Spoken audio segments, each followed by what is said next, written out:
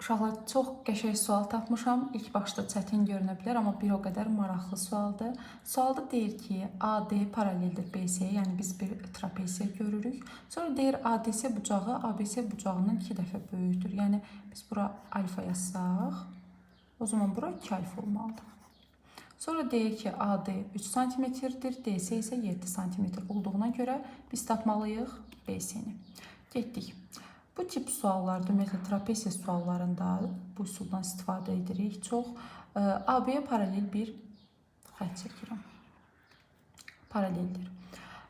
Və bura paralellik əlamətinə əsasən, əgər mən bura alfa desəm, burada alfa olmalıdır. Çünki bir tərəfli bucaqlardır. Və bura alfa demişəmsə, mütləq burada alfa olmalıdır. Axı bunlar qarşılıqlı bucaqlardır. Onu burada alfa qalırmı? Çünki ümumi 2 alfa idi. 2 alfadan da alfa çıxanda təbii ki, burada alfa qalır. Aha, indi diqqətli baxırıq ki, oturacağı biçik bucaqlar bərabərdir. Deməli, söhbət bərabər yanlış bucaqdan gedir. 7-dirsə, burada 7-dir. Və bu AD 3-üdürsə də, axı burada 3 qalır. Bunlar paralel idi.